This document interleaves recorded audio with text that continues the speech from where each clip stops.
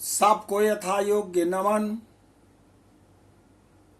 मैं आत्म परिचय 526 भाग लेकर आपके सम्मुख उपस्थित हुआ हूँ।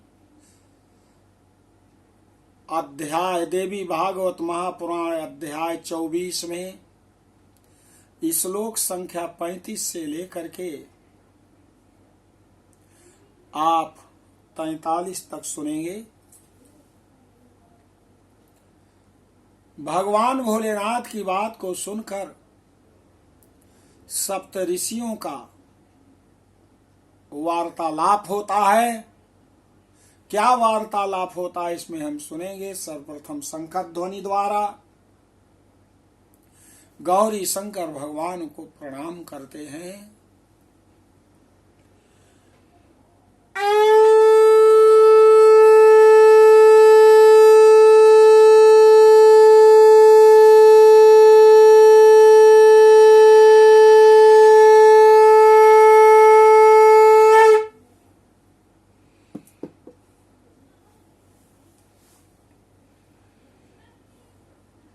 ऋषया ऊचुः यथा अभिचेष्टितं देव त्वम् आज्ञापयसि प्रभो तथा अस्माभिश्चेष्टितव्यं किं नु कार्यमतः परम्। आद्या हि परमा विद्या पूर्णा प्रकृतिरुत्तमा जाता हिमो तवा पुत्री ततयु पूर्वगेहिनी अवश्यं हिमवांस्तुभ्यं दास्यते एव आविचारेण वै निमित्त मात्रम् अत्रयु भविष्यामो वयं शिव।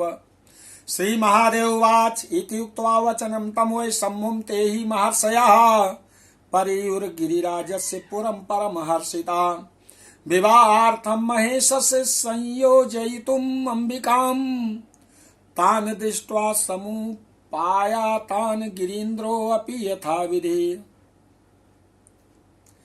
पूजयित्वा यथा न्याय्यम् आसनेषुपवेशयत् अथ प्रोचुर्गिरिश्रेष्ठं ऋषयस्ते हिमालयम् शृणुराजंस्त्वं हितं यच्छेनाभिभाषितम्। तत्सयुवनिता दक्षतनया सा सती पुरा सयुते तनया जाता पार्वती सांप्रतम शिवा ताम त्वं प्रयच्छ देवाय शिवाय परमात्मने संप्राप्त आधारा सा सखी त्वत्प्रसादाद् भविष्यति प्रभावं देव देवस्य सर्वं त्वं ज्ञातवानसि तस्मै देया निज सुता किं वा कार्यमतः परम। ऋषिगण कहते हैं कि हे प्रभु, जो मेरे लिए हम लोगों के लिए करणीय हो वैसा आप हमें बताइए, उसी प्रकार हम लोग प्रयत्न करेंगे। इससे बढ़कर हम लोगों का और कौन सा कार्य हो सकता है। आदि शक्ति परमा विद्या पूर्ण स्वरूपा परा प्रकृति जो हिमालय की पुत्री हैं वही आपकी पूर्व गृहिणी हैं। शिव हिमवान निश्चय ही अविलंब अपनी पुत्री पार्वती आपको दे देंगे। इस कार्य में हम लोग तो केवल निमित्त मात्र ही होंगे। श्री महादेव जी बोले, वह सभी महर्षिगण भगवान शंकर से ऐसा कहकर परम प्रसन्न होकर भगवान शंकर के विवाह के निमित्त पार्वती को संयोजित करने के लिए गिरिराज के नगर में चले गए। आए हुए उन महर्षियों को देखकर गिरिराज ने भी उन लोगों की यथाविधि पूजा कर न्याय पूर्वक उन्हें आसनों पर बैठाया। इसके बाद वह महर्षिगण पर्वतराज हिमालय से कहने लगे, राजन, आपकी भलाई के लिए भगवान शंकर ने जो कहा है उसे सुनिए।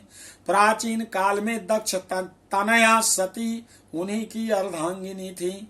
वही आपकी पुत्री समय कल्याणकारिणी पार्वती के रूप में उत्पन्न हुई हैं। उन्हें आप परमात्मा भगवान शिव को दे दीजिए। आपकी कृपा से वह पत्नी को प्राप्त कर सुखी होंगे। आप देवाधिदेव भगवान शंकर के संपूर्ण प्रभाव को जानते हैं, इसलिए आप अपनी पुत्री उन्हीं को दे दीजिए। इससे बड़ा कौन सा कार्य है। बोलो आदि शक्ति माता भगवती की जय।